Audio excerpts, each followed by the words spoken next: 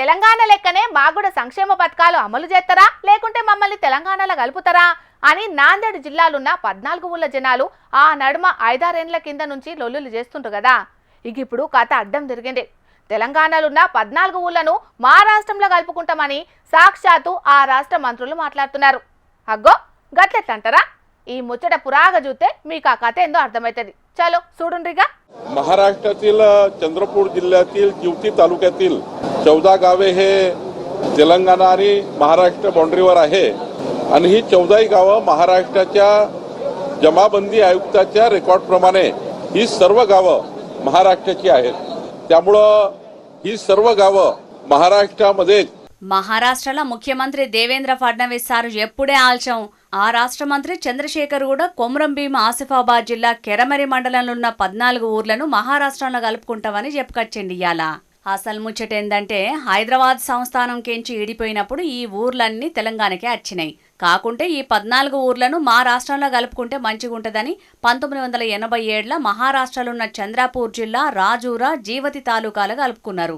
ఇక అప్పటి సంది ఈ ఊర్లల్లో 2 రాష్ట్రాల ప్రభుత్వాలు కూడా సంక్షేమ పథకాలు అమలు చేస్తున్నాయి. ఇద్దరిద్దరు సర్పంచులు కూడా ఉన్నారు. ఇక ఓట్లు సుతం 2 రాష్ట్రాల తరపున ఎత్తున్నారు. ఇక దీని మీద 2 రాష్ట్రాలు కలిసి ఏర్పాటు చేసిన కమిషన్ కూడా ఆ ఊళ్ళు ఉమ్మడి ఆంధ్రప్రదేశ్కే అని చెప్పింది. కాకుంటే మహారాష్ట్ర సీఎం సుప్రీంకోర్టు పోయేట వరకు ఆ కేసు పెండింగ్లు ఉన్నది. ఇక ఇదిట్లుండగా మహారాష్ట్ర ముఖ్యమంత్రి మల్లోపారి ఆ తేనె తుట్టను గదిపెట్టాలకు పెద్ద రచ్చకే దారితీసింది.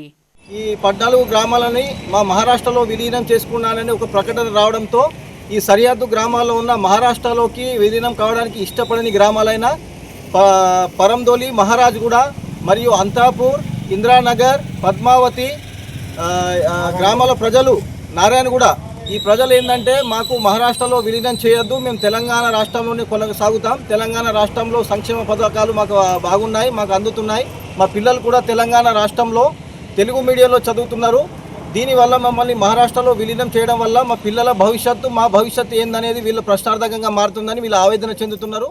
ఇన్నరా అక్కడి జనాలకు సుతం మహారాష్ట్రలో కలుసుడు ఇష్టం లేదట.